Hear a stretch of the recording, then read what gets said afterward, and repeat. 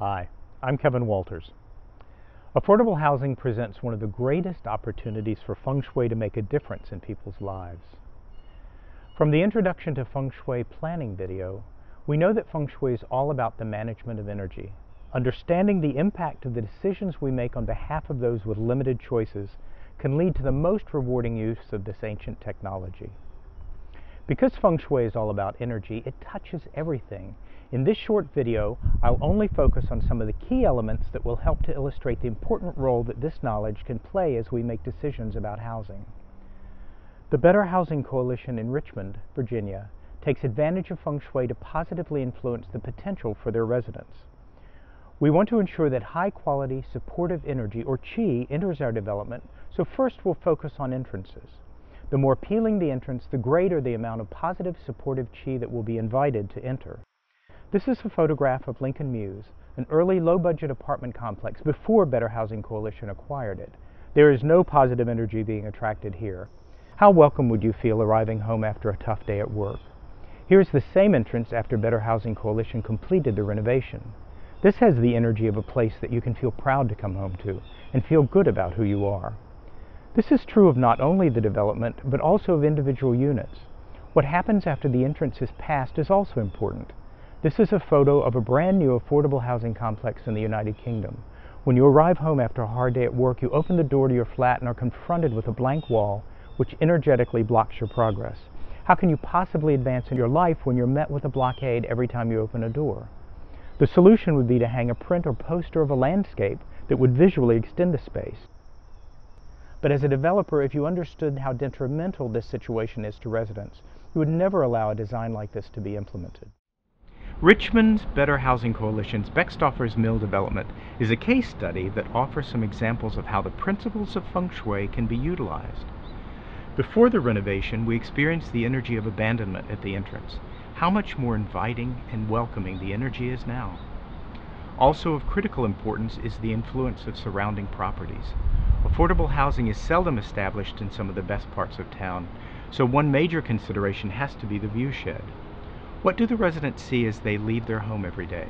If we see a nice landscape or other nice houses, we're connected to that experience. If we see a crack house or abandoned property or a graveyard, we're connected to that experience and we carry it with us throughout our day. If this view is part of your daily experience, what are the chances that you will ever move forward?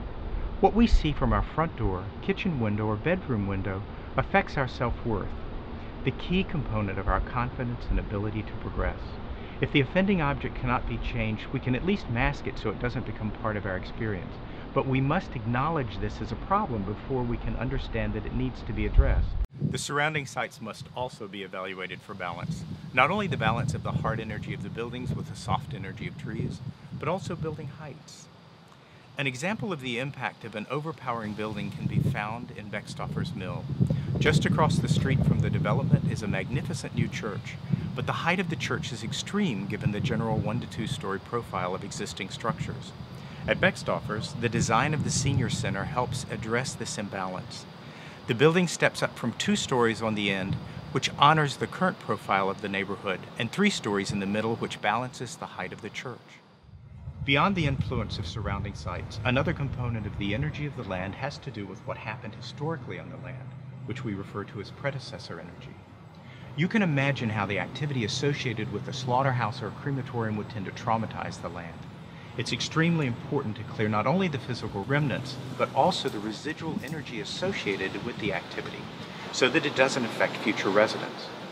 Another example we've all seen in our communities is where a business fails, then businesses that subsequently occupy the same space are likely to take on that predecessor energy and meet with the same fate. Any negative energy affecting the land needs to be cleared, and this is done through ritual. Rituals include groundbreaking ceremonies, which honor the earth for the privilege of occupying the space, and ribbon-cutting ceremonies, which honor the construction and prepare the project to receive the new energy. Every major project we undertake should be accompanied by a ritual to acknowledge solidity and enhance the positive energy.